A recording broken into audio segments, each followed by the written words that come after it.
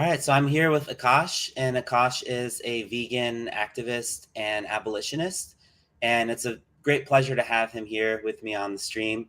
Hopefully, we're going to get into some really interesting topics. So, Akash, I'd just like to let you introduce yourself. Yeah, sure. Thank you, Haz. So my name is Akash. I live in a South Indian city called Hyderabad. I actually trained to be a physician. Over the last few years, I've been doing quite a few other things. I've been vegan for the last few months and turned activist as soon as it was physically possible for me. I've been going out doing street activism for the past few weeks, and that's where I am right now. And I turned vegan from an ethical perspective, uh, and from actually a rational perspective. That's it. That's really incredible story. So I know that we had been talking a little bit about this burning building hypothetical in a previous live stream. I think that the live stream with George Martin, I think. Yes. Um, Thank you for reminding me. And you had wanted to maybe talk about that together a little bit. So it would be really great to kind of just get your perspective on it in terms of, well, I guess maybe it would be good to introduce it for everybody who's listening. So basically, this idea is that we have this building and there's people inside, like non-humans and humans, and we can only rescue one or the other. Or, if you can think of any kind of combination that we could kind of juxtapose, I'm happy to discuss that too. But that's the basic idea. And as I understand it, was it the case that you would prefer to save? I guess I don't want to assume your argument. So if you want to present it, Yeah. please go ahead. So I would like to establish the constraints of the issue. One is that in my hypothetical, I have no idea about both these individuals. In the sense, other than the fact that one is a person and one is a non-human animal like a dog, there is no other information I have about them. So that is one constraint I am accepting. The second one is that the person whom I am not saving is going to die a horrible death. So these are the two constraints that I'm using for this hypothetical. And in this case, I would save the person. You save the human. Yes, Okay. human. Sorry, that's my bad. I would save the human. No worries. Okay. So I would agree actually. I would do the same thing. And I've thought about this, and I'm kind of not comfortable with this idea of saying that the human would we all have speciesism in us. I say person when I mean human too, but we have this idea within us that um it's this consequentialist matter of justice, where what the effect that they're going to have on the world is determines what we think ought to happen with them, to them, in terms of like if we think they deserve to live. And I think a lot of us get into this mentality where we're like, well, they're going to go on to kill uh, animals via their lifestyle choices, or not even necessarily if the person's non-vegan, right? I mean, we are, as vegans, we're causing suffering unintentionally, Yes, a lot more than like a raccoon or a fox or a possum would. So yes, um, I think that if people get into these kinds of calculations where they're basing whether they want to save somebody or not on if that person is vegan, is problematic. Because to me, I mean, not that consequentialism is necessarily problematic, but um, I think I might be a selective consequentialist. But I think as a deontological rule, I think consequentialism is very problematic. Um, and I think like one thing that kind of influences my decision to want to save the human would be the years of life enjoyment ahead of them. For example, if this was a matter of saving a human versus saving a turtle, and I knew nothing about them, and I knew that the species of turtle who's in the building could live, I don't know how long turtles can live. I think we're okay. not even One is sure. like Hundreds of years 160 potentially. years. Something. Yeah, yeah. Yeah. And in that case, I may very well save the turtle, because that being could have, maybe twice the amount of life ahead of them. So I think what I really value is well being. and I value the years of potential well-being that a being can experience. Um, I reject the notion that a human has more enjoyment of their life than a non-human animal. Like I reject this idea that like a human being a human is more valuable to a human than um, a turtle, being a turtle is valuable to that turtle, if that makes sense. Yeah, I got you. The thing is, for me, thinking about how an animal would suffer or would feel pain or pleasure is a bit of projecting my anthropocentrism on them, because the kind of perceptions, the kind of sensory experiences they have, I don't think we can ever imagine, or I don't think currently we are in a place where we can even quantify or qualify any of the experiences of these sentient beings. So it's very difficult to say that when I am, let's say, if I'm choosing to save the person, what I'm actually doing is devaluing the life of the turtle, right? If I choose to save the turtle, I'll be devaluing the right of the individual. Now, like extraordinary claims, I believe that devaluation of a life requires extraordinary justification, and in this case, the justification you have provided, as far as the dog was concerned and the man was concerned, was that the man could go on to do could go on to experience more pleasure, more pain, I mean, more, could experience generally more later on in life. Whereas when you choose to save the turtle because it is going to live a longer life, and you do not know whether the experience of the turtle is more or less than the humans, then you would logically want to save the turtle. Have I got your position right? Yeah, more or less. I mean, and I think there's other considerations that I would have. One thing that I brought up with George was that the human could go on to do more in terms of social change, advocacy, things like that. I mean, you could have the kid um, spark inspiration in all of humankind and have people decide to leave animals off their plates and stop exploiting animals and things like that. So um, I think in that sense it gets a little bit complicated. But of course, if the constraints are that we and I guess I'll rewind for a second. Like we also don't know if how old the human is or how old the turtle is. If we knew that the human was very elderly and the turtle was very young, for example, then that would point us toward the turtle. And similarly, if we knew that maybe if we knew things about each of them, the quality of life that they would each have, um, and of course the effect that they would have on others in terms of how they would affect the quality of life of others. I think all those things are things to consider. But I mean, yeah, knowing nothing about them whatsoever, I think the turtle is who we'd have to pick, just because um, we can't know if I would only assume that their life is precious to them, and I would see no reason to think that their life isn't precious to them.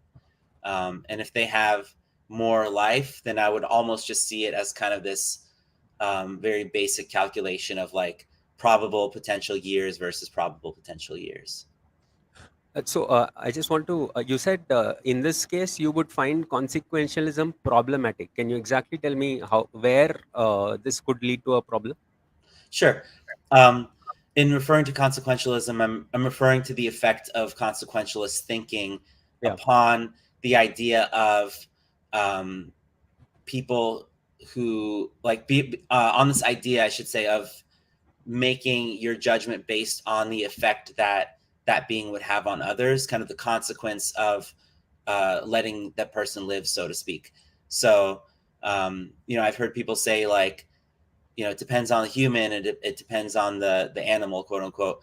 And I think what it has come down to in a lot of discussions I've heard between vegans, or even when a non-vegan will pose this question to a vegan as some kind of like ethical purity test, is that the vegan will say, "It is the person vegan? Is the human vegan? And if not, they would let them burn and die." You know what I mean?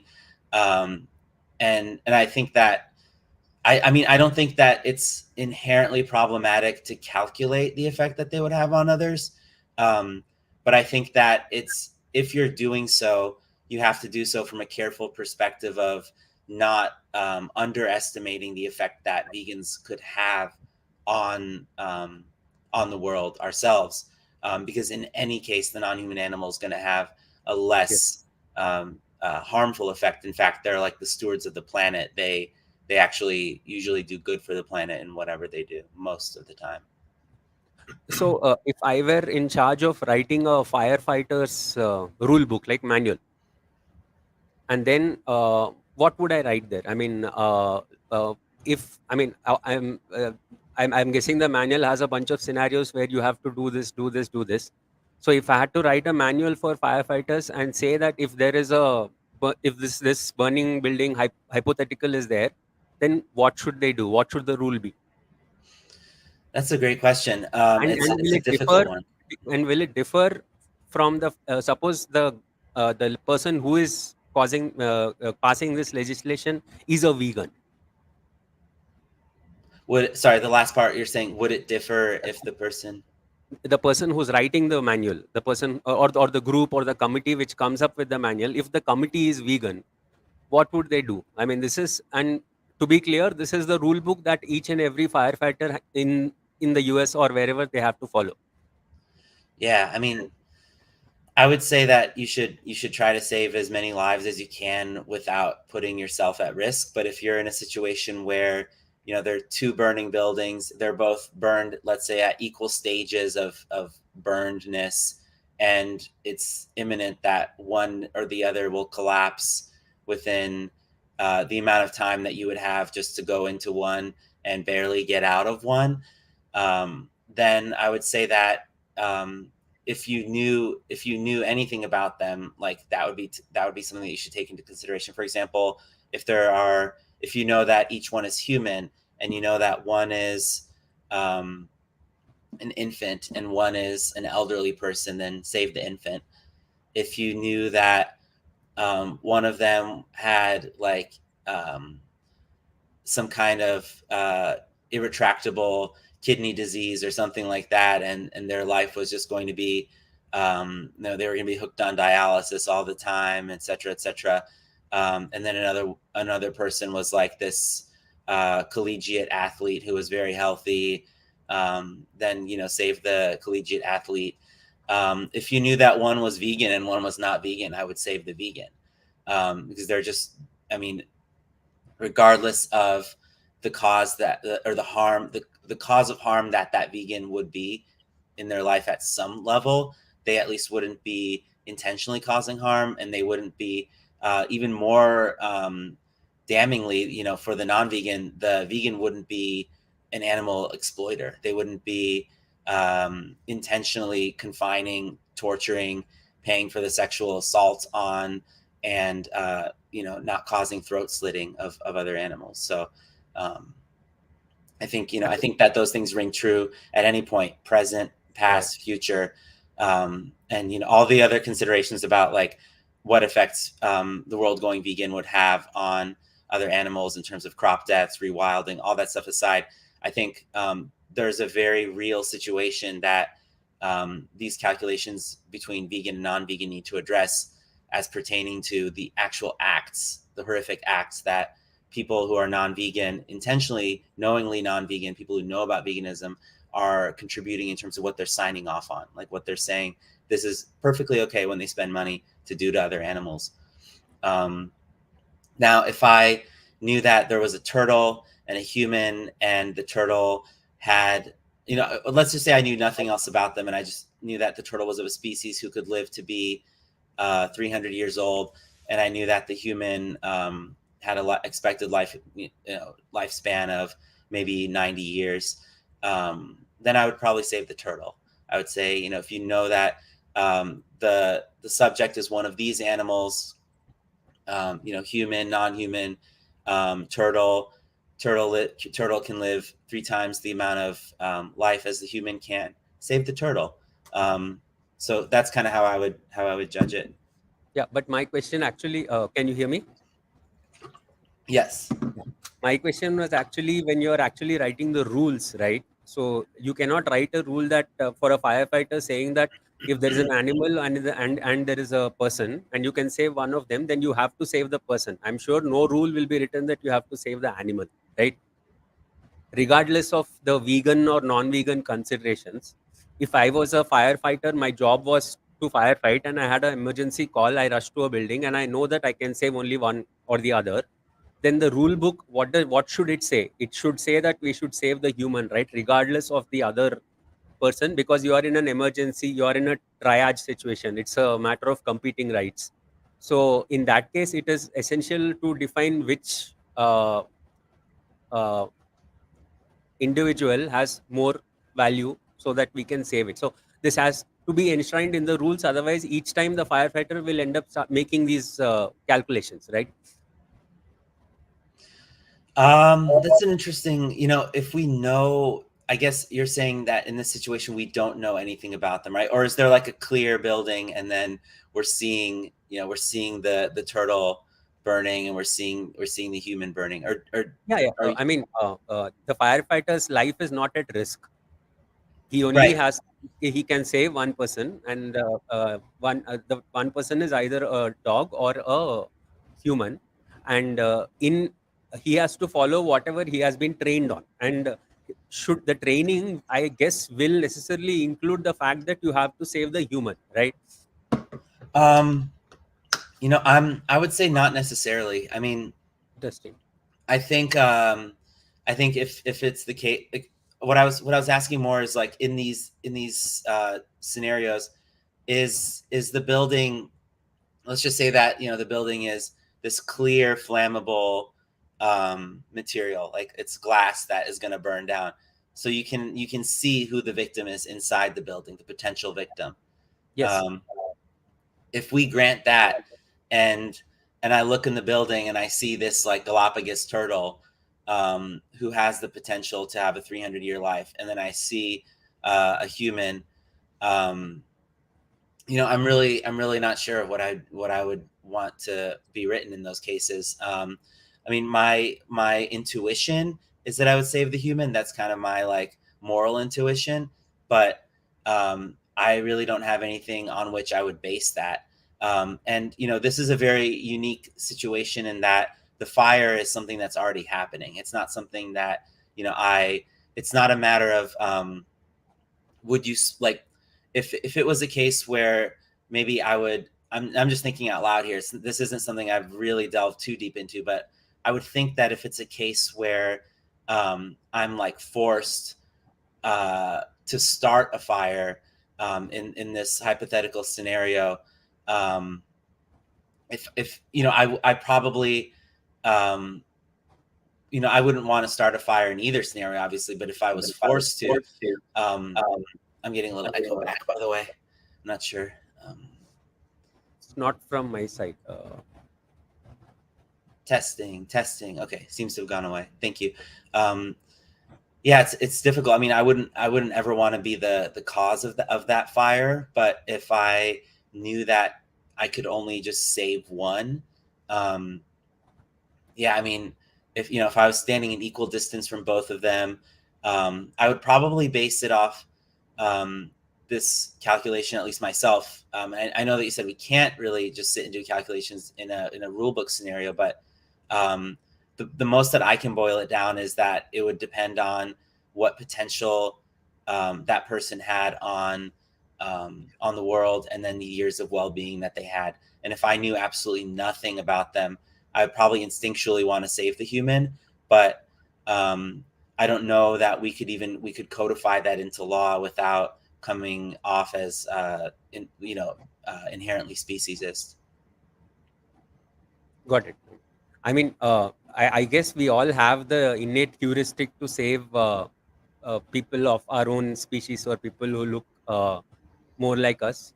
And I think it will take a huge step to include non-human animals also within this heuristic that we have developed. So, yeah, I am sorted with this question. Do you want to discuss anything else about this, or do you have any Um, questions for me? well, I guess the one thing I'd want to say is that I've heard plenty of vegans say that they would save the non-human animal hands down every time, and I think we ought to be mindful also within our movement of the degree of misanthropy that's present. Yes. And I think it can be really difficult when you're looking at a movement of oppressors to have sympathy for our fellow humans, or empathy and sympathy, I guess, to some degree. But I just, I think that it's not always the case that the human is the one that fellow humans would save, which at some level it's kind of heartwarming that people have extended their hearts in such a way as to have so much empathy and compassion for those who are so different from us. And at some level it's a little bit disturbing, because like I said, that I don't see a good reason for somebody who believes that they would save the non-human animal hands down every time to implement any nuance in their decision making process, as it pertains to the intentions of that human. And I think that since I think that we can conceptualize different concepts more in a more advanced fashion, a more complex fashion than a turtle, I think that gives rise to the potential of humans to impart much more positive change in the world.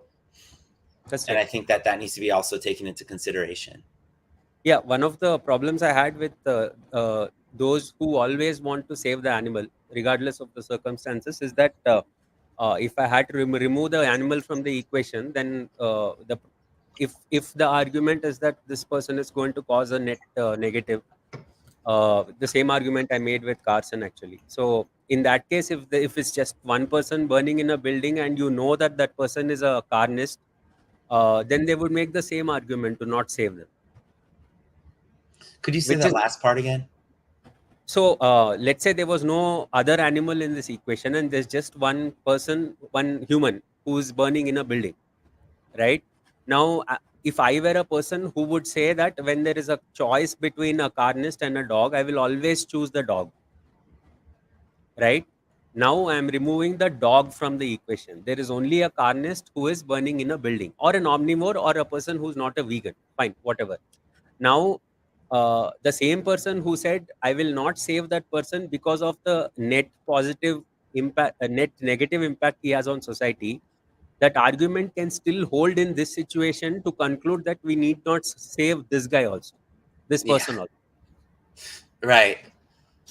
Yeah, that's a very astute observation.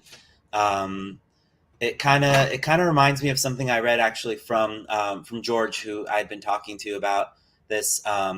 It's not an exact uh, kind of equivalency, I guess, but um, he had said that vegans who aren't active, who aren't doing activism for animals, are essentially dead to the animals, because we essentially just remove ourselves from the equation of contributing to the demand, but we're not doing anything to save them.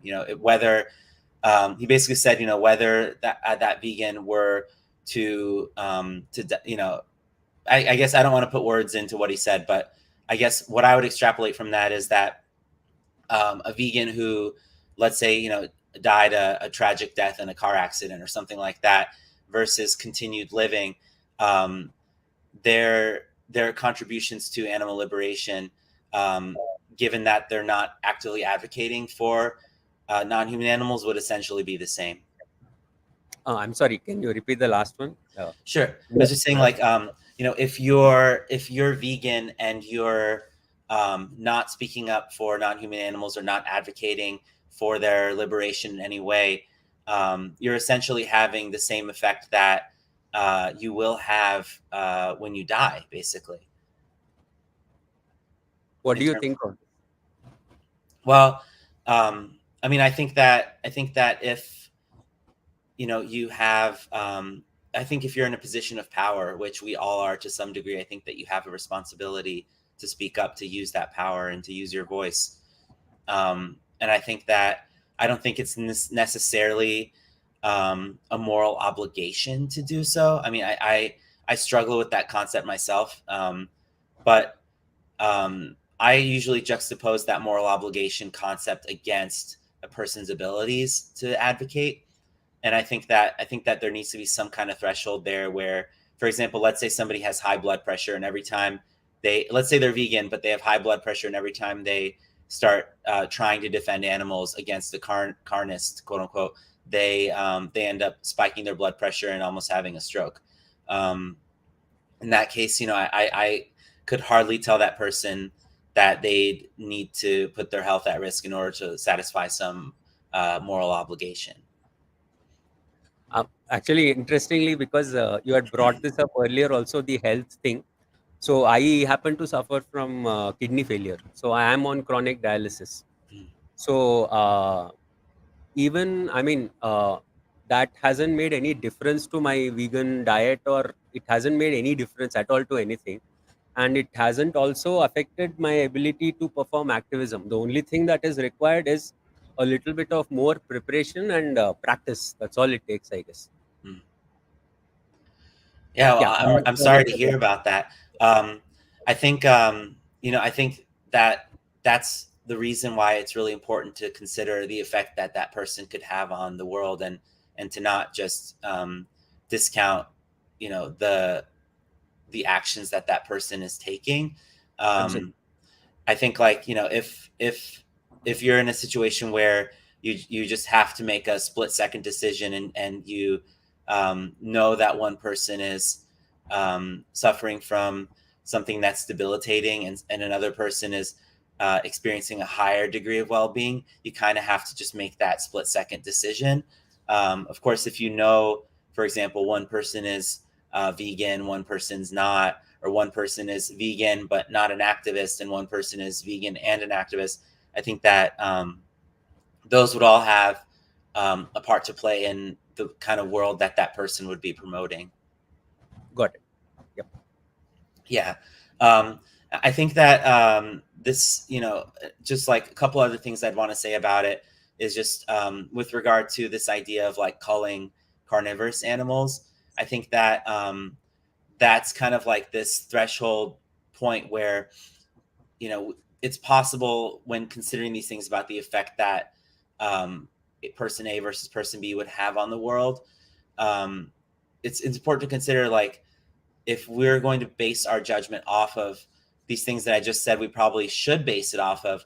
I guess we do reach a point also where we're um, like you had brought up, let's take the dog out of the equation and just leave the non-vegan there. I mean, um, we're all going to cause harm to some degree, and I think Yep. that that's true whether you're a carnivorous animal, like whether you're a lion or whether you're a vegan, and even if you're a vegan activist. I think it's just a degree of um, how much harm. But I think more so than that, I think there is some kind of like element of evil to consider, where if someone is knowingly, there are people who will choose cruelty, um, and I think that that's also important to consider. Got you. Got you. Yeah. Yeah. Um, I think maybe a good thing while we're kind of in this utilitarian calculus mode to consider would be um, the cosmic skeptic and Peter Singer discussion. I know we had briefly Yeah. talked about that before, um, and I'm not sure what your thoughts are on this, but by the way, it's really impressive that you've been vegan for just a few months, and that you're already really that you really have a good working concept of a lot of issues pertaining to veganism. And I think that what as someone who's been vegan for a little over 10 years, what you're experiencing is similar to what I experienced, in that, like, pretty much the day I became vegan and the day I became an activist were pretty much the same. So Same. Yeah. yeah, yeah. Um, so I think with regard to the um, what Peter Singer had said, I guess, with in his interview with Alex O'Connor, the thing that stood out to me the most, and I didn't listen to it in really fine detail, but something that I heard him say that really kind of bothered me was this idea that, like, if you bring, and I'm not quoting him here, but I think if I understand correctly, I don't want to misrepresent what he said, but basically this idea that if you bring an animal into the world, you give them a good life, and then you render them dead painlessly, that basically that he's not unconvinced that that would be a net positive. Yeah, from his consequentialist point of view, that would be fine. That would be a net positive. Yeah, but the problem was when Alex took this to the hypothetical of humans, where humans are bred, and I don't know whether you heard that part of the argument, but later on he goes to say the same thing, but in this case, instead of animals, it's humans who are bred, who live a very happy life in an isolated place. Every other human on earth knows that they will not be part of that group. That group is only meant to be happily fed, happily live, and then suddenly killed without any suffering, and then the rest of the humans consume it. So he was trying to draw an analogy between this and Singer's analogy, which is having happy animals, grass fed, etc., Right. etc., and then killing them painlessly. At this point, Singer disagreed with him, saying it's. I think he said it's different because it's humans. Yeah, I vaguely recall something like that, and I think Peter Singer had said something like, There was a we spillover effect. There'll be a spillover effect where other humans might either feel scared that they might be part of this, or other humans might exploit this some way. So there might be a spillover effect, and that was basically the argument he was making. okay. Did Peter Singer also say something like something about the development of moral intuitions or something like that, and how it's Yes. impossible to kind of like extract ourselves from a scenario when considering a hypothetical, or to place ourselves in a scenario or something like that. I, Something about Yeah, moral intuitions and the he brought development of about moral moral intuitions. intuitions a lot. In one of them was with regards to human, where again, it's as far as I'm concerned, it's he's talking about the heuristic that we have to save or protect our kin, our group, our uh, whatever next of family and all. But I'm not sure if you were mentioning moral instincts in some other context. Not no. I'm just trying to remember within this context, like what if how he had supported um, that dodge, you know. But yeah, I think that like if this burning building scenario is kind of a very different scenario than the scenario of um, exploiting farming, Yes. and those kinds of things. And it's pretty disturbing to me um, that somebody would endorse this idea of kind of like happy exploitation and happy killing and that kind of thing. So, if I may interrupt you for a Of sec. course, There are two situations, right? One situation where nothing is there, and then Mr. Singer is talking about another situation where animals are being bred, and they live, let's say, a net positive life and are killed. So now, what would you prefer, situation one or situation two? I would definitely prefer that they're not brought into life. Yes, so Um, would I. I mean, that is where I disagree with him the most at that point. yeah. And I guess like there's this idea. I don't know how familiar you are with like yoga philosophy, but there's this idea that like existence is separate from life, and that kind of like all souls kind of exist, and then they're kind of brought into life, and then they die and they reincarnate and all this stuff. I'm not sure if that's either here or there, but it's just an interesting idea to think about with regard to like causing a being to incarnate, if you're actually giving rise to that consciousness, or if you're just giving Can you repeat the last sentence, please? sure. I was saying it's kind of an interesting thing to consider when talking about the idea of breeding an animal or bringing an animal into existence, whether you're actually giving rise to that consciousness, or Oh. if that consciousness already exists and you're simply giving it an incarnated form. You're kind of like um, giving it a mind, a brain through which to kind of I mean, I guess like I see a brain not as a container, but more as a radio antenna, Okay. the physical Uh, brain. how would you? How does that look like?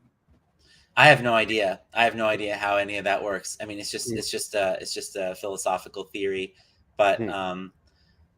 I guess it's non-falsifiable. You know, whether a person will claim that existence starts at life, or existence precedes or um, goes on after life. But Yeah, I'm from India, right? So we have a bunch of Eastern mystical philosophies. But I think the ones closest to Buddhism will be Jainism, or closest to veganism would be Buddhism or Jainism, where non-violence, avoiding suffering is the main thing. But they also believe in karma, that is building good. Building good karma basically. mhm. So the better a life you live, then the better your next life is supposed to be, and this goes on until you reach nirvana or salvation. That is what I think some of Yeah. these things. But that's a very interesting point you make. Whether if reincarnation is real, then are we actually helping the reincarnation process by breeding? Is It's of course unfalsifiable, but that's an interesting thought experiment, I guess. Yeah, and I mean something that I've heard that I guess I'd like to ask your thoughts on would be this idea that like I spoke with somebody once who had said that that they believe that the what is happening to non-human animals is just their karma, and Huh. basically that um, that what they're going through, what farmed animals are going through, is just basically their karma being kind of They were carried serial out. killers in their previous lives, so they were now it's okay for them to send them to the slaughterhouse. Exactly. That's the argument. But there cannot be like what billions of serial killers. I mean, it's more than all the humans who ever existed, so that doesn't work. Well, in this, I don't think in this scenario it necessarily requires that that being had previously had a human incarnation. I Interesting. think you know, I think the idea kind of is like you reach a point of um, development in terms of consciousness where you're kind of granted a human incarnation after many incarnations, and then you reach like finally you reach moksha or samadhi or whatever, and then you end up kind of like you said, kind of just transcending into nirvana or whatever, and not reincarnating unless you become a bodhisattva and decide to come back and all Come back. this stuff. Yes. Yeah. But yeah, all of this is unfalsifiable. So I really Right. wouldn't know how to agree with any of them. Yeah, no doubt.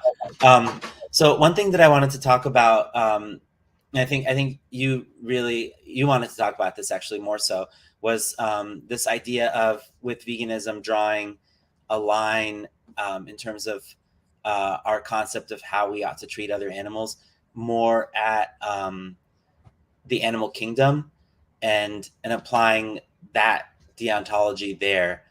Um, as opposed to coming at it from a perspective of like sentientism. Um, That's and, yeah. and I think that maybe this would be a great segue because um, I think that we've both kind of expressed things to each other in this conversation that would indicate that we really don't have a solid understanding of the conscious experiences of other animals. Yes. Um, so I think that and all the yoga, Eastern philosophy, all that stuff, is kind of along that similar vein. But when it comes to the animal kingdom, we can draw a very clear line, or can we? I guess maybe to play the devil's advocate, um, like for example, bacteria aren't animals. Um, do you think that there could ever come a time? um, I guess maybe what's important to ask and establish initially would be what makes an animal so. So, what would be a defining characteristic of an animal that if you looked at, like, trying to decide whether fire is a living thing or not, you're like, it can reproduce, um, et cetera, et cetera. It has a life process where it can be ended. Um, I guess like, do you see a clear line between animal and non-animal, or do you think that that line is blurry at all when it comes to like Okay, there single-celled are two organisms? lines here. One is the animal kingdom, and one is sentience, right? Uh, uh, the animal kingdom, I'm looking at it from a purely zoological perspective, right? So zoologists, I think, have a line where the animal kingdom starts, right? Now, this is not a line where sentience starts, because they are not bothered about that. They are more about descriptive classification, so that they can find out the characteristics of each different families, phyla, genus, species of the animals. But I think the animal kingdom line is pretty well drawn. There's nothing much arbitrary about it, but that does not prescribe anything. It does not prescribe. The point with sentience is, when we are using sentience as a line, then we are using it to prescribe sentientism, right? Or veganism, or any moral framework which includes sentient beings. Now, it is very difficult to identify at what point sentience start. Let's say if we define sentience as, one way to define it could be as the state of mind where you can experience pleasure and pain, or subjective experience of the world. I don't know. I mean, there are definitions of sentience which are different from nociception, or reacting to pain or reflex stimuli. Compared to that, no, we are talking about sentience. So this line where sentience is drawn seems to be right now. I mean, people are not clear. Like there's a channel called Totally Futuristic Veganism, I think, where he cites a study which talks about multiple dimensions of animal consciousness. So they just don't take intelligence or something like that. They take multiple dimensions, like uh, perception, temporal states. I mean, I can send you the link. Basically, it's a public access study, so I don't know how well the study has been done. But basically, a lot of research is being done on consciousness and sentience.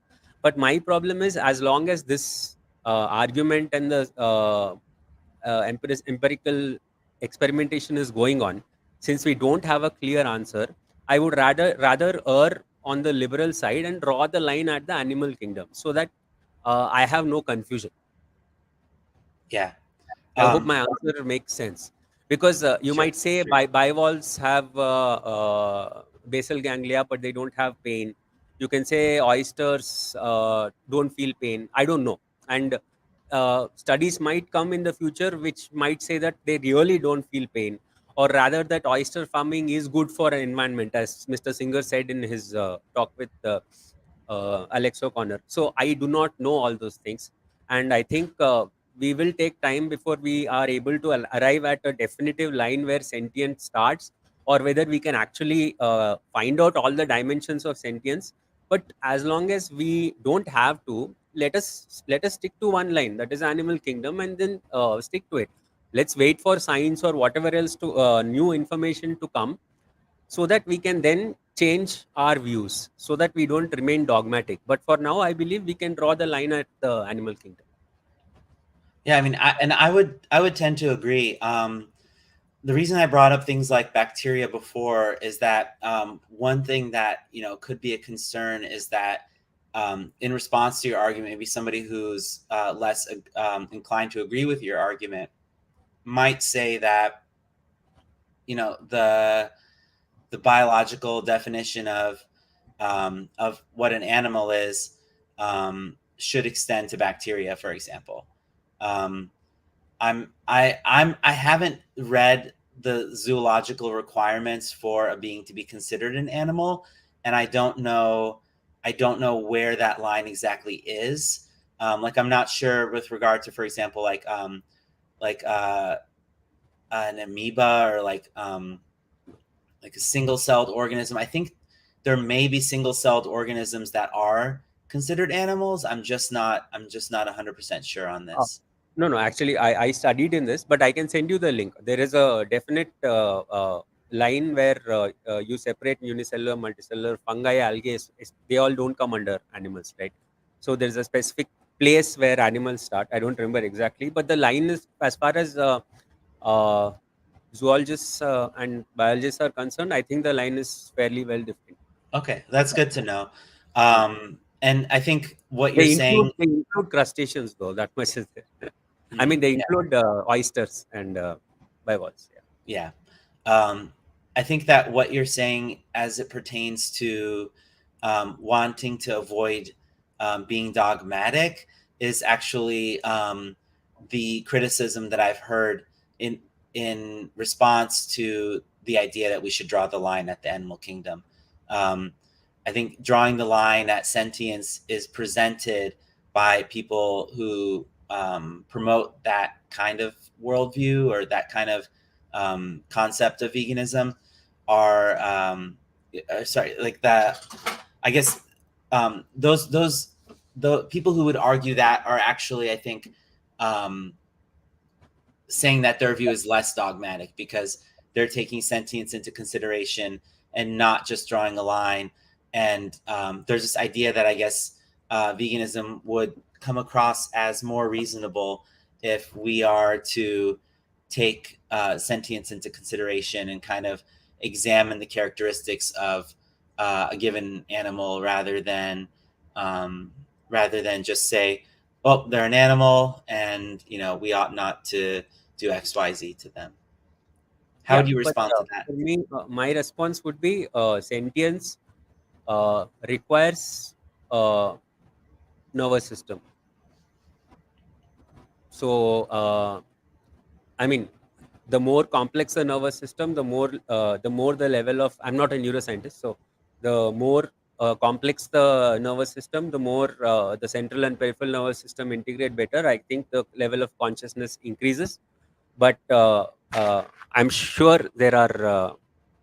Uh, as of now, I'm sure there are no animals that are sentient, because they do not have the nervous systems or the capacities that cause sentience or consciousness. I mean, people are still debating about where consciousness comes, whether it's separate from the body, all that I don't know. But one thing is sure is that a functional nervous system is required. And even though certain nervous systems in certain, like marine creatures, are entirely different from ours or other mammals, there has been research to show that it doesn't have to be exactly like us for an animal to be sentient. But as far as extending this sentience to beyond animals, again, that is a dogma. Now, if somebody is going to produce a paper, a really good meta-analysis, whatever, systematic review, which shows that a certain species which we thought was not sentient before is actually sentient, then I would change my views immediately on that matter. But as of now, uh, I draw the line at the animal kingdom because I think sentience starts there. I don't think bacteria, algae, fungi are sentient, nor do I think are plants sentient. Okay, got it. So, um, are you of the, I guess, for the lack of a better word, belief that all animals are sentient? Yes. Okay. No, no. Um, For the sake of my veganism, I choose to believe that all animals are sentient. yeah. Um, I That's guess, a okay. To clarify again, I do not know where sentience starts. I don't think anybody knows, and because, as I said before, there's lots of things. But for the purposes of living a vegan, I mean, living uh, on the basis of a vegan philosophy, I will consider all animals sentient. okay. Would it be fair to say that, as far as like bivalves are concerned, that you just extend the benefit of the doubt that you lack certainty about it because of the lack of kind of like a brain, things like that? Or I guess what I'm trying to understand is, have you looked more into bivalve sentience and said like, okay, they have central ganglia, they have their central ganglia is maybe a little bit more advanced than their peripheral ganglia, um, and their anatomical structures would kind of reflect this very, very, very simplified version of like a human nervous system and kind of base it off that? Or is it more just like they're animals, we'll just give them the benefit of the doubt? Yeah. As I will conduct research on everything that is possible, but as of now, I am giving all animals the benefit of the doubt, whatever it is. Yeah, I mean, and I think that that's a good simplification of my position and what I advocate for as well. And I think that, given the fact that clams, for example, have been shown to move away from noxious stimuli, things like that, they'll actually use their things. They'll kind of like swim away in a way. I think any animal who will run, swim, hop, fly away from noxious stimuli is exhibiting a will to live, or at the very least, a will to avoid pain. Yes. And I think that that's a good basis from which we can judge the sentience of other animals. It's troubling to me how there's this supposed level of doubt when it comes to the sentience of other animals, whereby we're like, oh, well, scientists just need to research more and, kind of like poke these animals, stick whatever painful objects in them, things like that. And if they flinch or things like that, we're like, oh, they feel pain. It's totally unnecessary. It's cruel. Um, In and fact, the study I mentioned, which talked about the different dimensions of pain, they experimented on animals. That was a big red flag. yeah. Do you think that so I know that we as vegans were opposed to animal testing. Do you think, this is kind of just a tangential question, do you think that there's anything unethical about utilizing information garnered from animal testing studies to kind of form our opinions or kind of inform our understanding of things? Animal testing in the past, you mean? Yes. Okay. Uh, so I'm a doctor. Uh, I I think my mom was diabetic initially. Most of my family who were diabetic were on porcine insulin, right? Insulin from pigs, Yeah. and I think all the tests were done on pigs then, right? And of course, at that time I wasn't thinking about veganism at all. Now I think since the information is there, and since we do not have to use any more animals for testing, I think if the information is useful, that's the thing. Most of the information from animal testing may end up not being useful because the testing is on animals. So right now, I most of the testing will be done on humans. So if there is any actionable information that has actually come from the past and which has helped the current experimentation on humans, then I would not have a problem with it. What do you think? I mean, I would tend to agree. I think that if the experimentation is something that had happened in the past, um, and there's no indication that consuming those kinds of studies would um, prolong animal testing into the future, or that that there's no indication that it would encourage future animal testing, I think that it's okay to get information from it. Um, I think that it's interesting when it comes to testing on non-human animals that people who are in favor of it will say that we need to test on them because they're similar enough to us that their physiologies are kind of good. In the reactions within their physiology would be good indicators that this or that would happen within a human. Those same people will also justify testing on those animals on the very grounds that they're different than us. And I think that's something that really needs to be sussed out and challenged within people who advocate for non-human animal testing. Definitely. Actually, even in the case of testing of new drugs, and also, I mean, as a segue, lab meat, I would be the volunteer to test the drug and also to culture my meat. I mean, I would rather not use an animal. So, as simple as that. Yeah, um, that's interesting. Do you think that the potential harm that would need to be inflicted upon, let's say, a pig or a cow in order to get lab grown meat would be like, let's say we had to culture some cells that, or let's say that we had to get cardiac stem cells, um, and had to do so by aspirating cardiac cells out of a out of a baby who's a baby calf, for example, who's yet to be born, do you think that that would, and if assuming that that would kill that pre-born baby calf, do you think that if we knew that doing so would be able to produce cow flesh, ad infinitum into the future, that that would be a justifiable thing to do? But you're talking about just one cow. Yeah, just a baby cow, like assuming that the needle aspiration into their heart kills them, and they No, become no, stillborn. no, not justified. You really? Yep. Wow. Yeah, because as I said, I would rather they take the stem cells from me. That's it. But like, so let's say that there's a unique characteristic I got that. Yeah. to cow flesh, and let's say the only way to um, procure viable cells that are going to be able to be multiplied. Let's say there's a certain degree of mitotic proliferation ability of these cells, and it needs to be from an animal who's, let's say, never been born, and needs to be from their heart.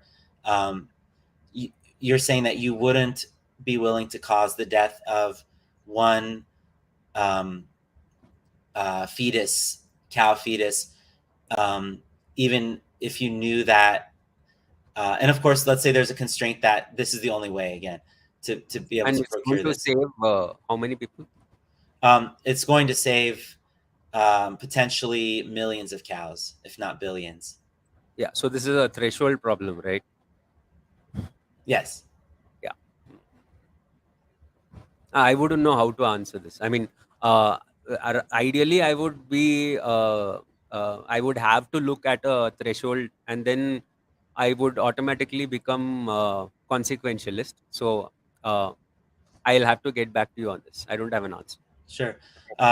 Yeah, I mean, it's a difficult question for me. I think that it's well beyond a threshold where I would be comfortable if I knew, if I was guaranteed that this is going to catch on with people who are still eating animals until the point where they hopefully go vegan. If I knew that this is going to spare millions of other individuals from being bred into the world and violently killed after a life which is either painful or not. I mean, at that point, I would have to say that um, causing this one life to end, I think, would be justified in light of the overwhelming amount of animals that could be saved potentially. I mean, obviously, the best, preferable way would be not to have to terminate a life, not to end a life, not to kill another cow if we could help it. If we could, just kind of graft skin cells, or if we could just take a hair of theirs that had fallen on the floor or something like that. But and I'm not sure what technology is out there, but I have seen this It's cardiac fossils cell. actually. I'm sorry. Oh, they managed to extract from fossils also, not necessarily a Oh, living. wow. Yeah, yeah. Yeah, I mean, obviously, all that would be preferable, but um, I would kind of be pushed over the threshold in that specific scenario into consequentialist thinking. If I were given this idea that, like I said, you can save millions or billions of cows. I mean, each one being an individual who would be violently killed, and all that pain, all that fear, and juxtaposing that against one one cow. And it's not like we're taking all of that suffering. I've heard hypotheticals where it's like, would you take all the pain and suffering of all the farmed animals and concentrate it into one being One. who's going to Yeah, yeah. experience this unimaginable amount of suffering, composite suffering of all these animals? That's not even what we're talking about. We're talking about basically more or less um, the same amount of suffering, if not less. Um, So I want to clarify something. I don't want to come across as somebody who's anti-human. Actually, when I'm talking about sentient beings, humans are part of sentient beings. So, with regard to the threshold, I sincerely don't know that. But one thing I would definitely know, that it was, if it was a choice between the calf and me, then I would choose the calf. I am Interesting. very clear about that. But beyond that, I haven't spent time enough thinking about it. Hmm. Yeah, another interesting question, I guess, is like, let's say there is no calf, and we can just, kind of martyr our own cardiac cells for billions and billions of animals. Whether we would do that, and I don't know. It kind of takes me to a little bit of a dark place to think about that. No, I Um, mean, we have terminally ill people that, because dying of something else, who give their when who donate their organs. So I don't think that's such a big issue. yeah, I mean, it's that's an interesting topic as well. When we think about, let's say, a healthy person, and let's say there are five unhealthy people, and if as a doctor, if you had six patients, and let's say five of them needed, let's say one of them needed a kidney, one of them needed new lungs, one of them needed a heart, one So of they would them, kill the one person to save the five. This is the right, ultimate that's consequentialist uh, argument. Yeah. So was your question whether I would do it or not? well, I think that you wouldn't, and No, I wouldn't. yeah, and I wouldn't either. I think that if somebody has a purely kind of consequentialist and or utilitarian kind of thinking, that they're kind of obligated in a way to say that they would, which is, to me, that's a very disturbing consequence of that kind of thinking.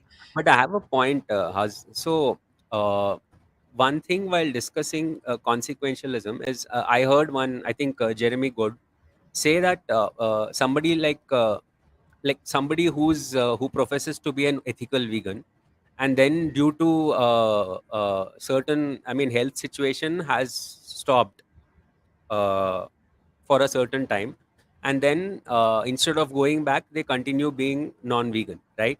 So his argument is that they are actually not being utilitarian, because consequentialists and utilitarians hold themselves to a far higher standard.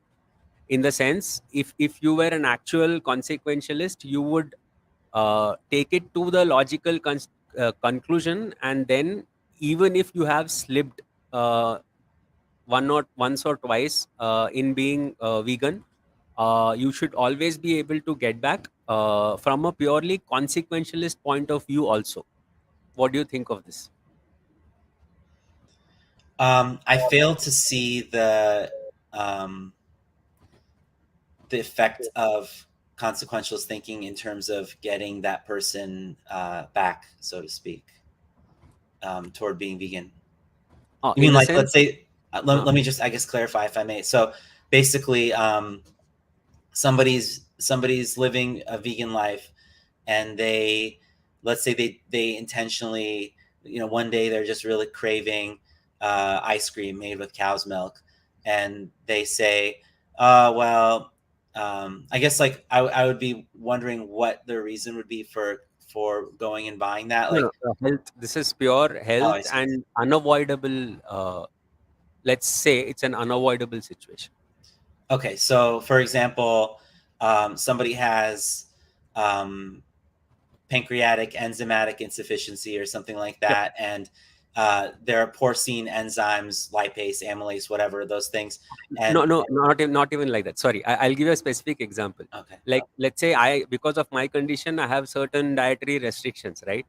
And let's say I'm traveling, and at some point something goes wrong, and I have to eat, and the only thing left is that I can eat is non-vegan, which here will be mostly dairy. Let's say it is that, versus me either fainting or having some serious reaction. I'm not saying that happens. It okay, happens. So at that point, I drink milk. Right now, after that, now I know that if I was a hardcore consequentialist, I would know that the consequences of that meant the insemination, death, torture, rape of some animal. Yes, But my consequentialism would lead me to be better prepared and make sure that this never happens again. Hmm. So my question was either whether you take a utilitarian or consequentialist approach or a rights-based approach. If you follow it to its logical conclusion and you are true to your framework, then you will always end up with an abolitionist approach. Yeah, that's an interesting thing to consider.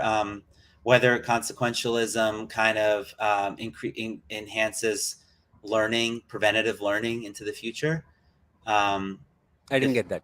Well, it sounds like you're saying that if a person has adopted a consequentialist mindset, I'm not saying that you're positing this, but I guess according to what, like you're saying that according to, I think you're saying that according to consequentialist thinking, if you have adopted a consequentialist mindset and you end up in a situation where you have to kind of like compromise on your ethical framework in order to live, um, that you would be better equipped um, mentally to avoid being in that position in the future. Yes, if you are a consequentialist and I'm assuming that the first time it happened because you couldn't take all the factors into account.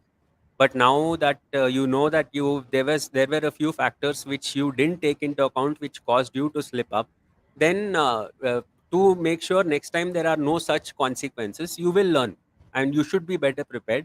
That would be the true endpoint of a consequentialist instead of giving it up.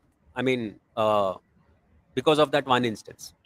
Yeah, I guess what I would posit in this scenario is that there's a difference between consequentialism and moral consequentialism, and I think my concept of intelligence is that it's the ability to make meaningful connections between concepts.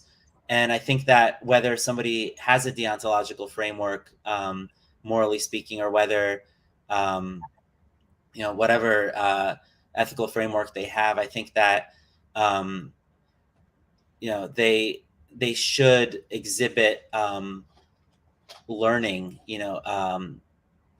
give based on their amount of intelligence, and I don't think that having a perspective of consequentialism, if, as I understand it, morally speaking, would be like looking at the outcomes of different behaviors and their effect on morality, and judging whether or not that is essentially good or bad based on the end results, the effects on others.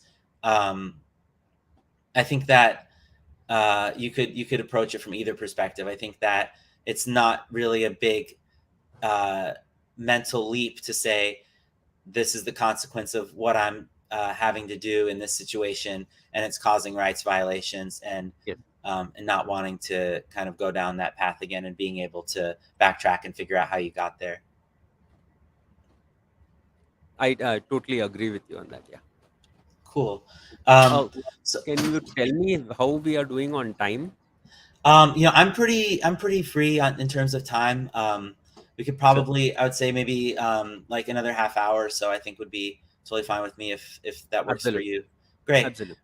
So one thing I wanted to ask you about is this idea of like insects as pertaining to sentience, and if you would think that we have any reason to believe that insects would lack sentience. I just saw this thing on plant-based news this morning about how some company or whatever, some place was um, engaging in the act of farming insects, and I guess I would wonder if you would consider it, as I understand, you also have a rights-based approach to animal ethics, and if you would consider it a lot worse to make a burger patty out of, like, let's say, mosquitoes or another animal, another insect animal, as opposed to a cow, for example. Like, let's say that there's a cow, and we can make from that cow, we can make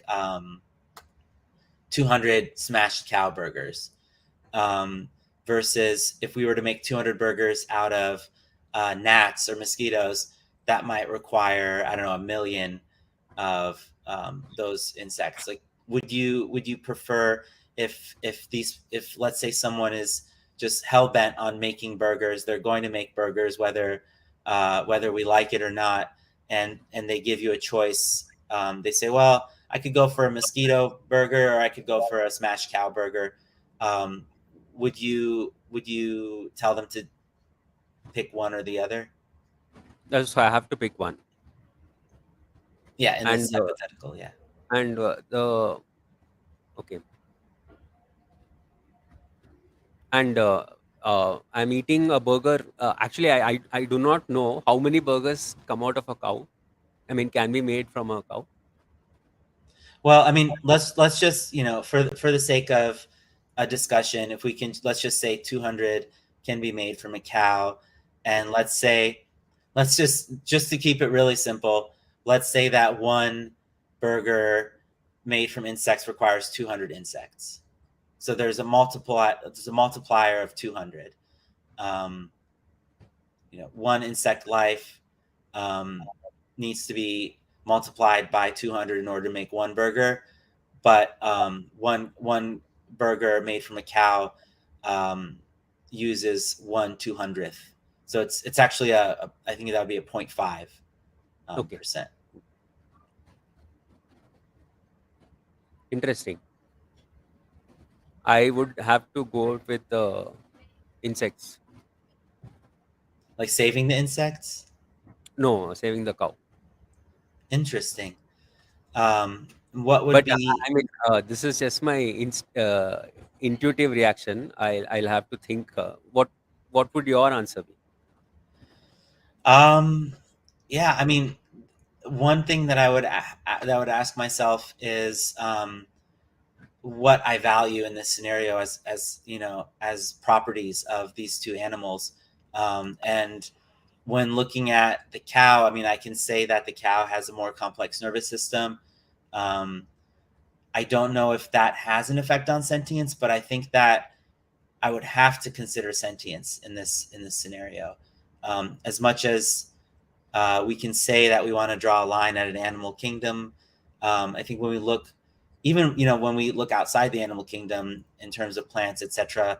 Um, while we have no reason, at least I have no reason to believe that they're sentient at this time.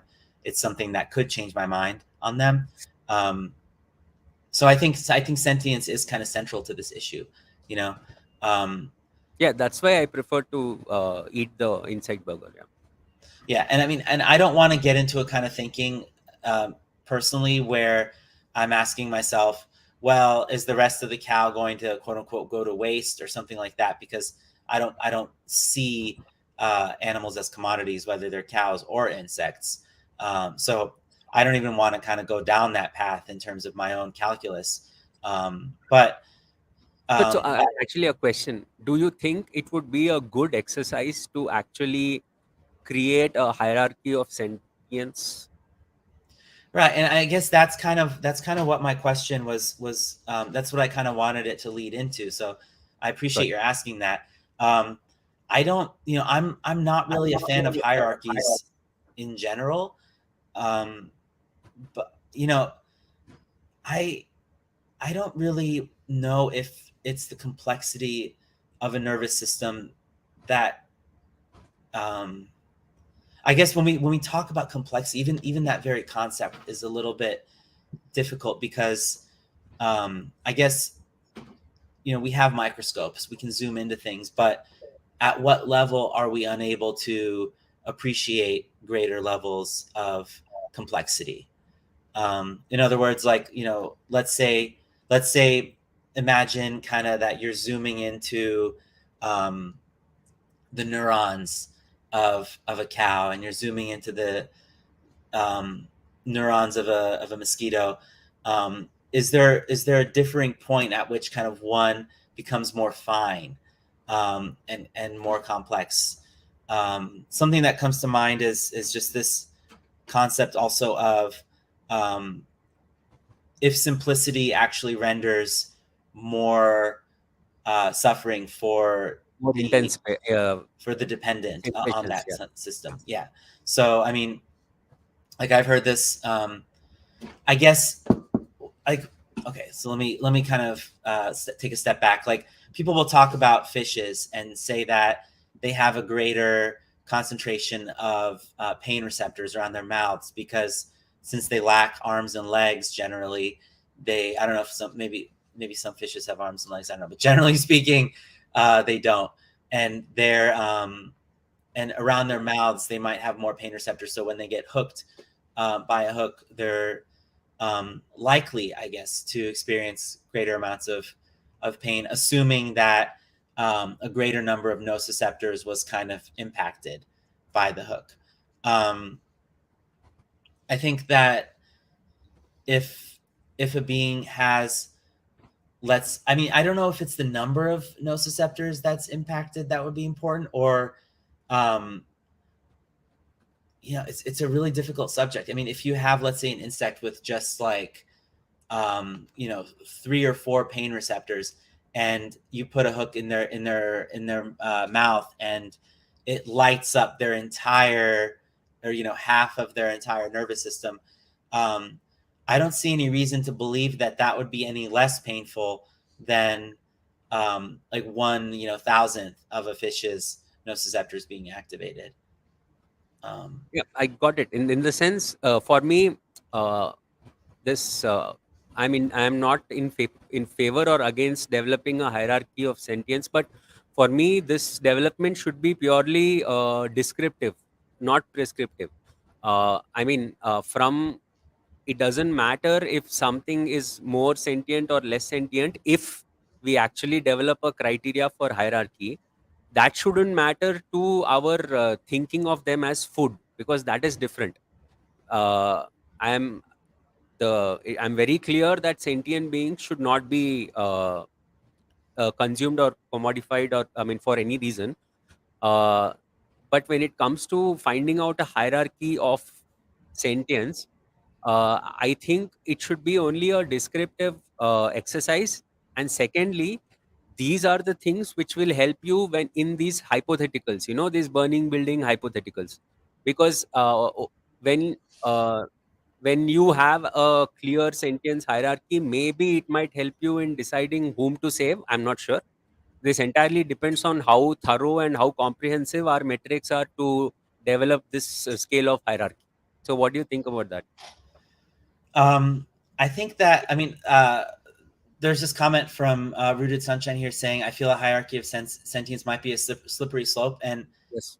I don't want to make a slippery slope fallacy, but I also think that it's very, very, I guess the initial slope that I would see that would be troublesome would be the slope of um, that conceptual sentience hierarchy going from being descriptive to prescriptive. And I think it's very hard to have something like that and for people to not appeal to it in making moral decisions.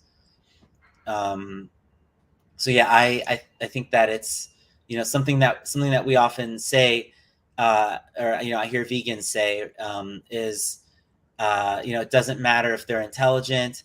All that matters is that they want to live or that they feel pain, things like that.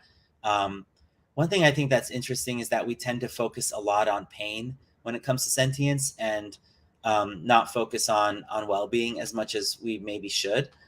Um, so I don't know if even if it's the number of nociceptors a being has that is really the only relevant thing when it comes to their sentience. An interesting little text comment conversation that I briefly was involved in was pertaining to this idea of sentience and consciousness. This was with, I don't know if you're familiar with Lewis. I don't know if you pronounce his last name Guido, or, but Yeah, I keep seeing him in the comment cool. section.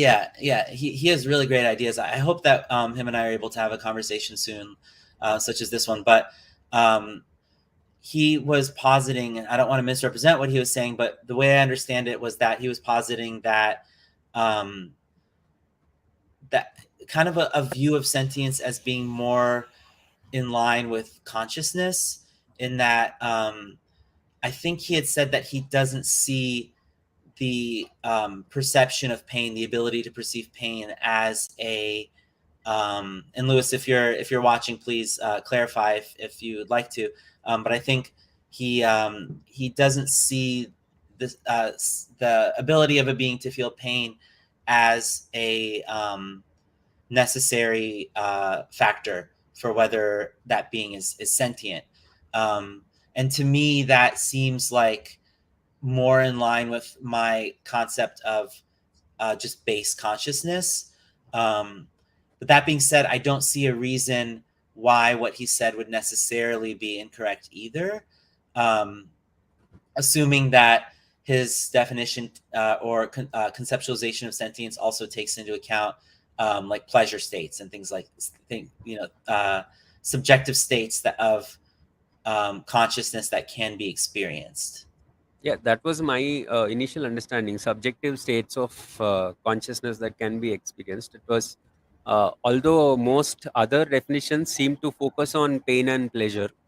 Uh, what is your definition of well-being? Let's say in terms of fish. So well-being, I would say, is just the a state of being where a being is not under distress or duress. It's not necessarily it doesn't, in my mind, it doesn't necessarily imply having um, pleasurable experiences as much as it just implies kind of like they're safe and sound, so to speak. Got If it. that makes sense. Yeah. So can we just spend a little bit on activism? Yeah, for sure. Yeah, yeah, yeah. Yeah. So, Sir, go ahead. one of the thing was the 3.5% data that you brought out, right? I forgot the name of the author. Sorry, Erica. I forgot. So I think the paper cited that there should be 3.5% at least people showing sustained non-aggression for systemic change to happen. Do you think that is actually happening right now? I mean, we might have 3.5%, but do we have sustained non-aggressive activism going on? Yeah. So I actually briefly looked in this morning. I found a whole host of different articles about this effect. So I'm not attributing it to any specific author when I talk about this 3.5% thing that I've heard. But you are correct in your concept of it. It's this idea that 3.5% of the population are going to be engaged in nonviolent, sustained nonviolent direct action. Um, I don't think we're even close to it at this point. I don't think that 3.5% of the world is even vegan, for that matter. But I think that um, there's a lot to be said for sustained action, and I think that if we have constant pressure on the industries and systems of oppression that are um, all around us, in our day-to-day lives, if we're making our own individual efforts to oppose it in whatever way we can, I don't think it requires a large degree of um, kind of like mass blanket mobilization of individuals as a collective. I think that as individuals, we're very powerful in our abilities to impact our local kind of bubbles, so to speak. So I think that this is something that can actually, it doesn't require a lot of overthinking in terms of like how it'll happen. But I think the what of the matter, which is that 3.5%, I think needs to be reached, and obviously beyond, hopefully. But I don't think we're even close to being there right now. I mean, if you look at the number of vegans, the number of people who are, let's take the number of people who say that they're vegan, and what percentage of them are actually vegan, in terms of what kind of people say, oh, I'm mostly vegan, or they'll call themselves vegan on a survey, but they'll be fine with eating honey, they'll be fine with um, buying cowskin shoes, and et cetera, et cetera, et cetera. Um, then there's the number of people who, of those people who are actually vegan, how many of them um, are doing activism in some level. Um, I do agree with this idea. I don't know if you're familiar with Dr. Will Tuttle, but he wrote the World Peace Diet, and he says that he basically, this is almost a direct quote, but he's saying that in I believe in that book that it's hard to overstate the effect that it can have on the world when a person removes themselves from that system of oppression of non-human animals. And I do think there is some truth in that, and that when you remove yourself from that equation, you naturally kind of start to have some kind of effect on others. But I think you need to pursue it also, and actually kind of like, I hate to use the word capitalize because it's kind of the antithesis of what we're going for here in terms of not having heads chopped off for profit. But you kind of have to like follow up on it and pursue it.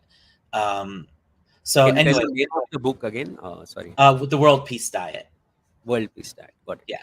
But again, so if you have, let's say, 100 people in the world, and let's say two of them are vegan, actually vegan, or maybe let's say two of them even just call themselves vegan, which I think that's pretty accurate representation of the Yes. world right now. And then let's say one of those two people is actually a vegan. Like I said, they don't consume honey. They don't, as far as cow skin goes, I gave that example. I mean, some people, there are, I guess there's a more apologetic stance where people might be okay with buying it secondhand, etc. But without getting into all that, let's just say that one of the two is vegan. Um, then so that's one out of 100 people who's actually vegan, and doing what they believe is, they're honest with themselves in terms of whatever their philosophy is in terms of consumption. And then going on from there, let's say, I don't know how many vegans are actually involved in activism, in terms of like attending events, and that kind of thing. But I guess it also begs the question, um, is that necessary?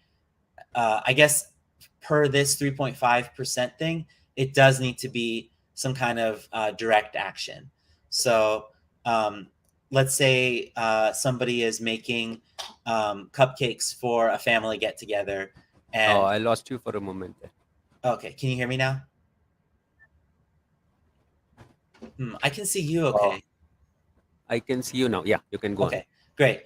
Mm. So let's say that somebody is going to a family gathering, and everybody at their family gathering is non-vegan, and they believe that vegan cupcakes are the worst.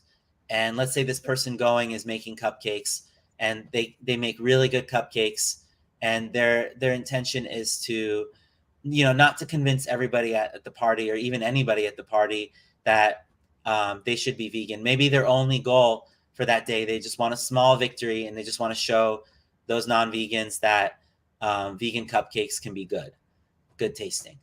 Um, is that person doing some form of activism for animals? I would be inclined to say yes.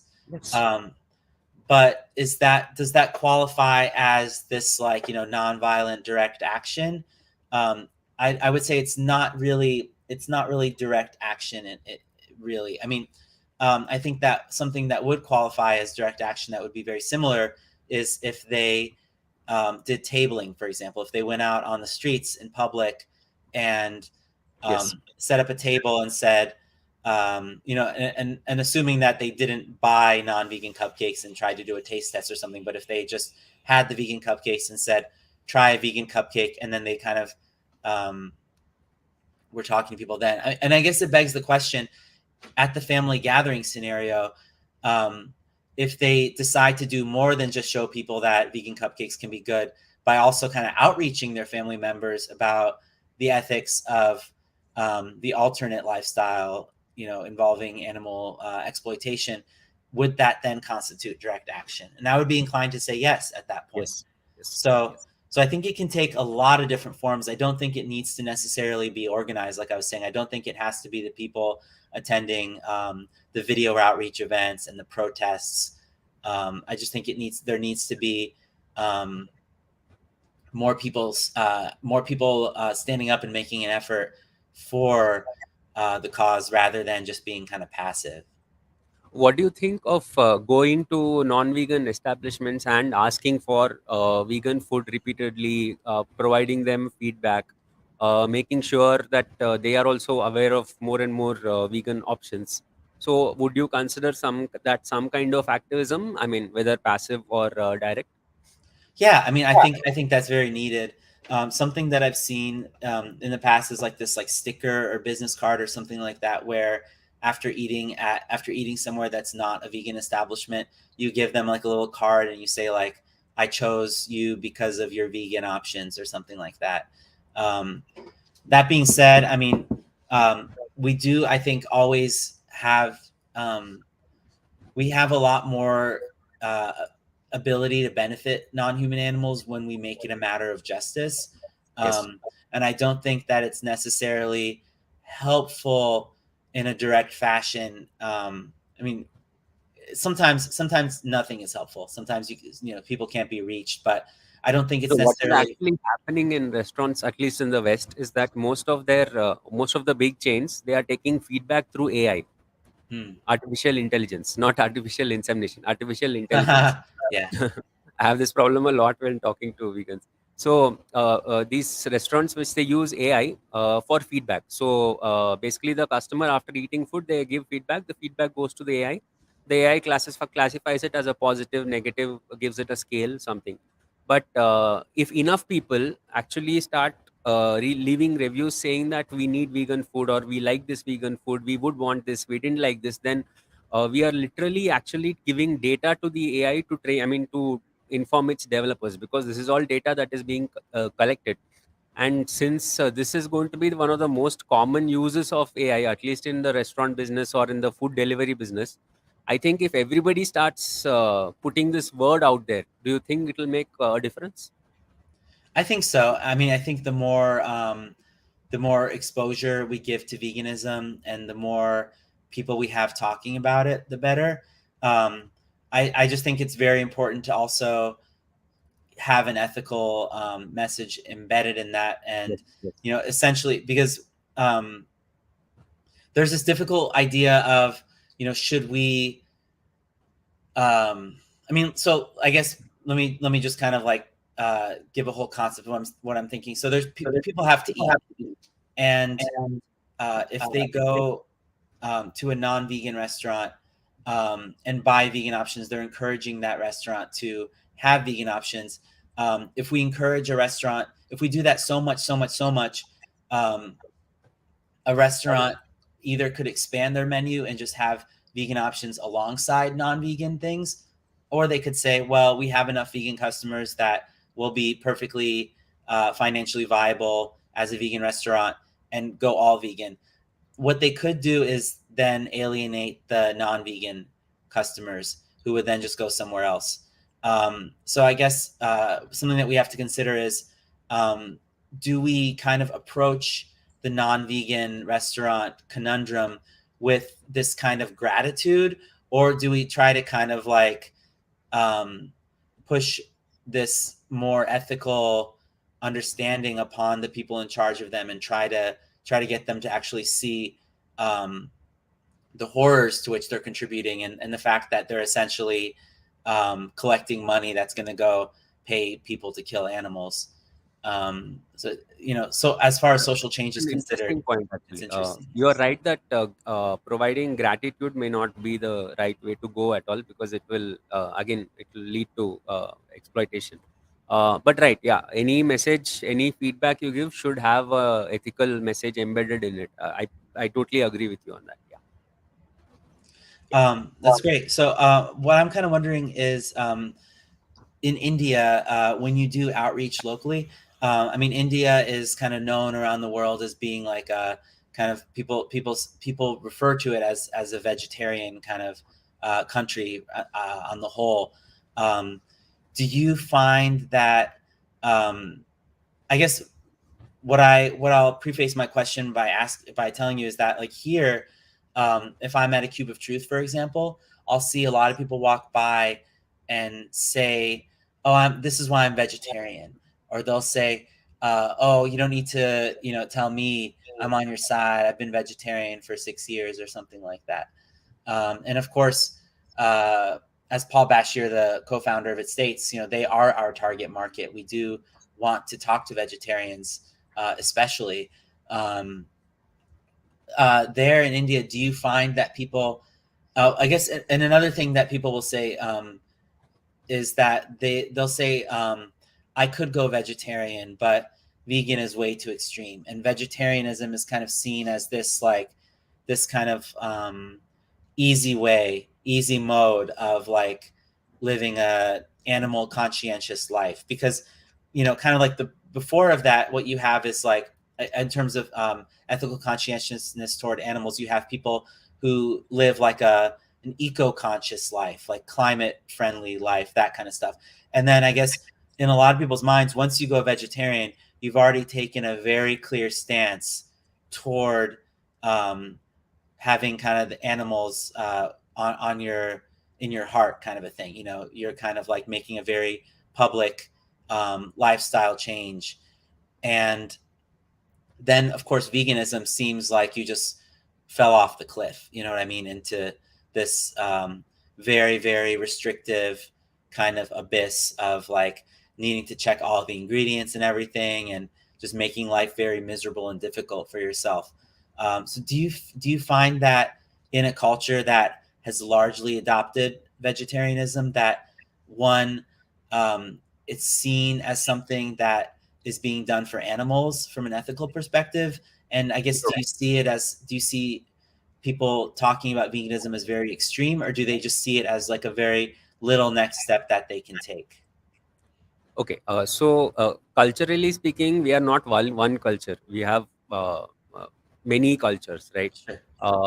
But the most common ones will be based on religion. Yeah, so we have Hindus as the majority. Then we have, at least where I stay, we have a significant people who follow Islam. A lot of Christians.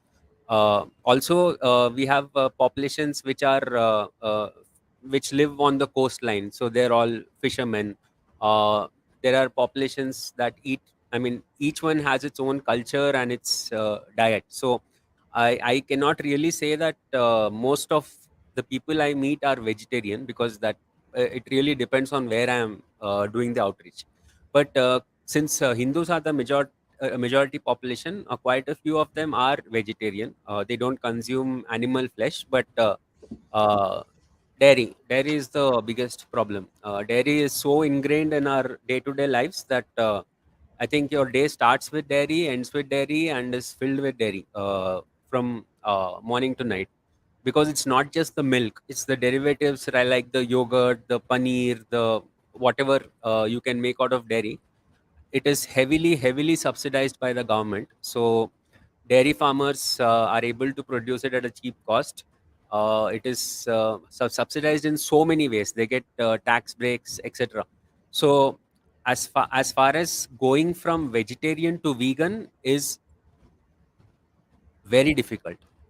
It is not a small step. In fact, India is a country which is as far away from veganism as it could be possible. Because I mean, I would rather they kill the cow and eat the cow rather than forcefully, I mean, perpetuate its existence for 6 7 years while constantly getting separated from. I mean, whatever happens there. Yeah. And most of them are not even large scale dairy farms. These are small. Many of them are small, one or two cows, or maybe a co-op between three four communities which grow their cows and get their things.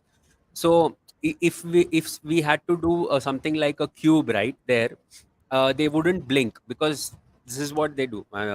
They've seen this all their lives, right? This is for some section of the population. Whereas if you go to the metropolis and all, people who are not aware of this, who buy store bought products, then we have conversations more like what you would have, where people are shocked at what they are seeing and what goes on. So it's far easier to talk to them. And many of them are non-vegetarians also. But the vegetarians of those, it's easy to have them stop milk. But for these people who actually have cows, they milk their cows. that is a very, very tough conversation to have, because if for one, it is their livelihood.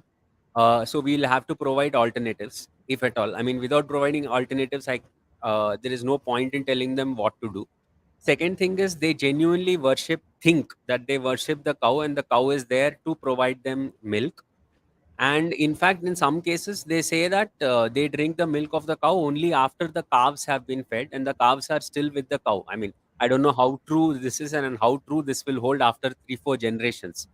But the one thing I've noticed in sorry for rambling. One thing I've noticed in Indian activism is, you should be prepared to argue within all moral frameworks. I mean, whether that person is a Hindu, who the person follows Islam, the person is a Christian, or the person is an atheist. Whatever normative framework we have, we should be able to discuss within that framework and lead them towards veganism. That is a big challenge. Thank you for giving a really comprehensive background of kind of the situation culturally as pertains to veganism and the consumption of dairy and that kind of thing. Um, what I'm wondering is within the metropolis kind of places, and I'd like to talk just briefly about the farmers' predicament in a moment too. But within the metropolis kind of places that you mentioned, is there a high prevalence of dairy alternative products? No. The problem is again with the supermarkets, right? They have a red dot and green dot, but the green dot means vegetarian. It's not vegan.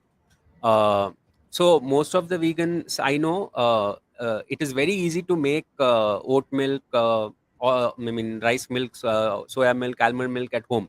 So most of them end up making it at home. You can also buy soya milk, almond milk everywhere. It's slightly more expensive than regular milk, again because of the subsidies. So availability is not an issue as far as supermarkets are concerned, but restaurants is a problem, because there is something called ghee. Are you aware of Yeah, ghee? it's like clarified butter. Yeah, yeah. It's far better than butter also, as far as the smoke point or whatever is considered while cooking.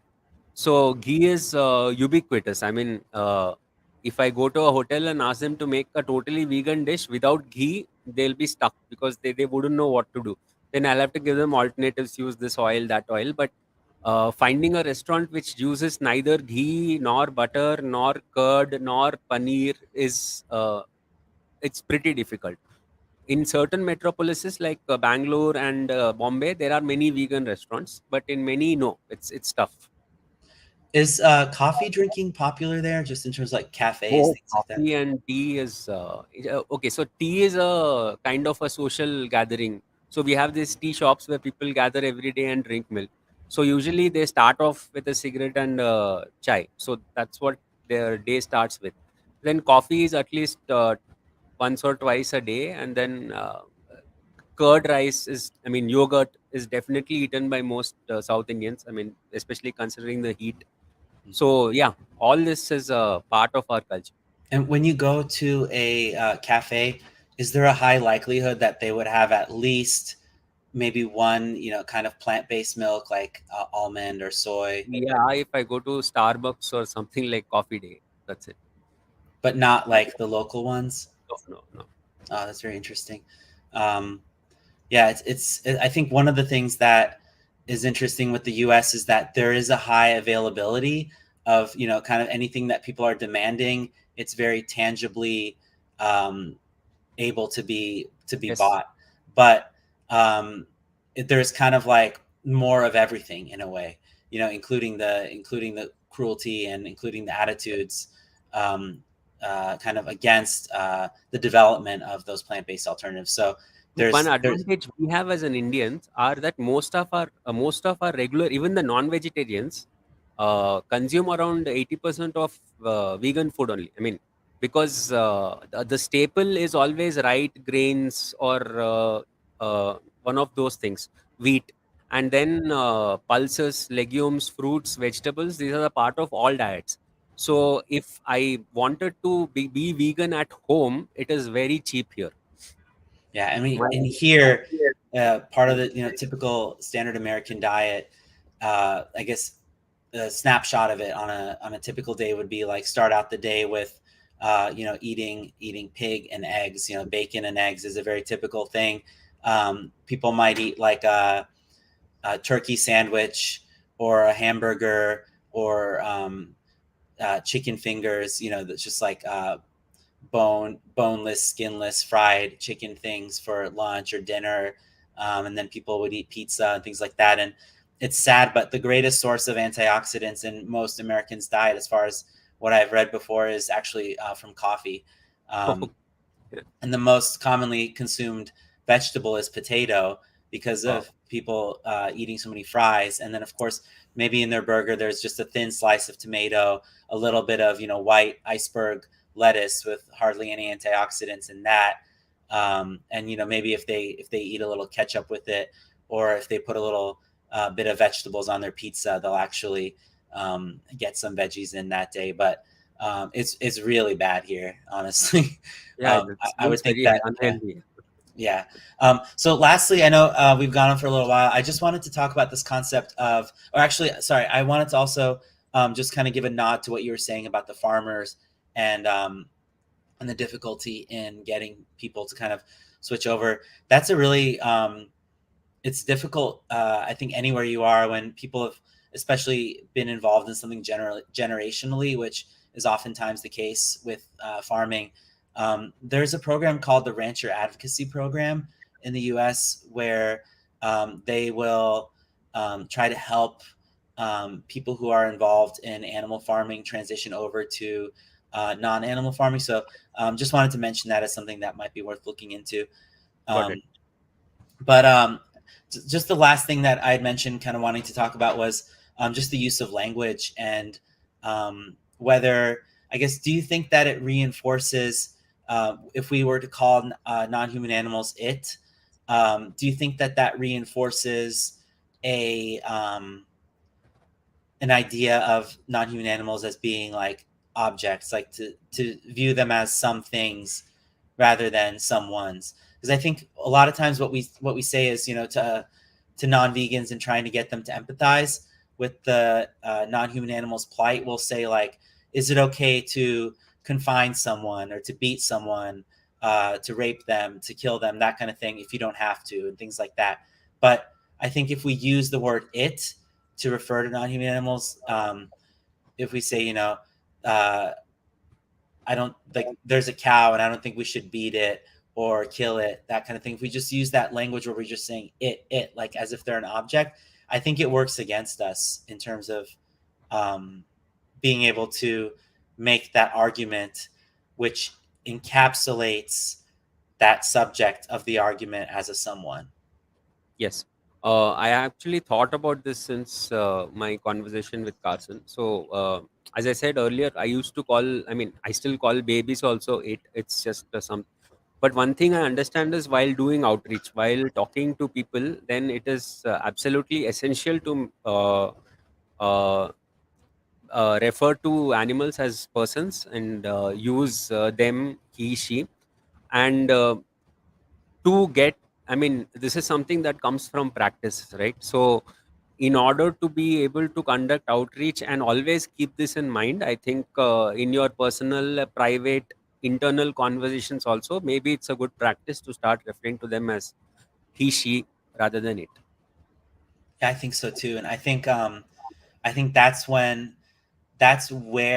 very line at which a person becomes political, in terms of not just being a passive observer when it comes to what's happening to non-human animals. Because I think when we refer to them as someone, as a he, she, they, um, we're including them in our moral community in a way. There's this implicit understanding of the listener that the person speaking is referring to them as a fellow, in some way, as opposed to something inanimate, like an object. This is the same problem I had with roadkill, right? Now, if somebody eats roadkill in a forest and nobody sees them, then I wouldn't know whether it's right or wrong. But if somebody eats roadkill and people know about it, then it is going to normalize the fact that animals are something to be eaten, to be consumed. It's the same thing with this it, I think, because the more you start using it, you will start considering that you are not referring to an individual, but to something, basically. Yeah. Yeah, I agree. All right, Akash. Well, I don't want to take up more of your time here, but it's been really intellectually stimulating to talk to you. And I guess is there anything that you kind of would want to say as kind of like a summary point, or anything that any issues that you think that I should still reflect on, maybe, or kind of anything that you might reflect on more and kind of we can correspond on in the future, anything like that? Yeah, yeah, definitely. But I can't think of any right now. I think we have covered almost all the this thing. But if I have questions, would you be willing to have on the conversation sometime? Oh yeah, absolutely. Yeah, yeah. Yeah, I Okay. would welcome it. Yeah, yeah. Thanks a lot. I have learned a lot, and the more conversations like these I have, the more I'll be able to refine my arguments. Since I'm very new at this, right? So I would really like to express my gratitude to you for having me on here. Oh, it's been great. And I guess I just have one question.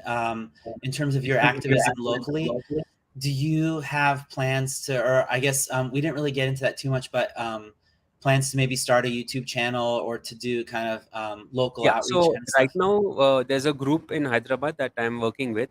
So we do activisms on weekends.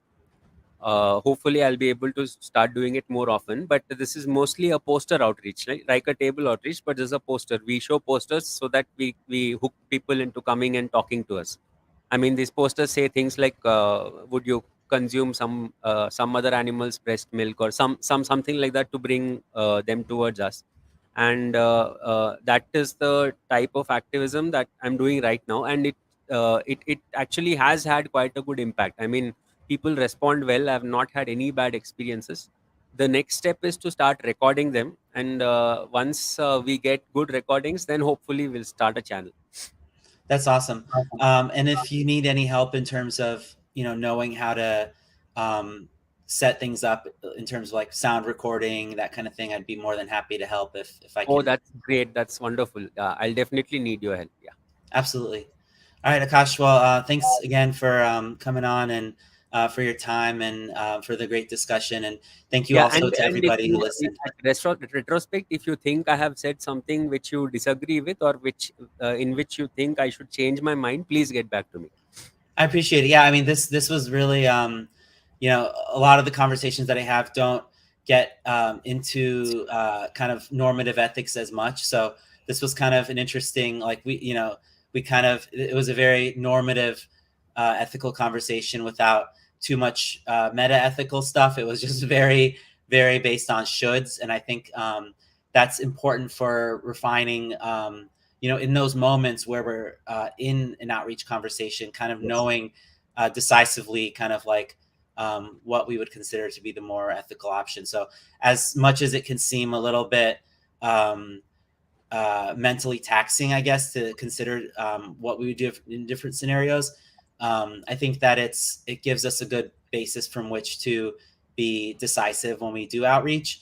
And it also gives us a little bit of kind of like um, perspective, I guess, when we're talking with a fellow vegan about this, because non-vegans will try to purity test us all the time, and they'll say like, "Oh, you're vegan, so does that mean you never step on insects or something like that?" So when we talk about these scenarios and kind of get very clear with ourselves on the exact kind of conditions under which we would be okay with XYZ, I think it helps us become even more decisive and clear when we're kind of in that moment. In the So office. I appreciate it. I think it's a conversation that helped us learn and understand and grow kind of as outreachers Yeah. mutually. And I also love your music videos. So thanks for that.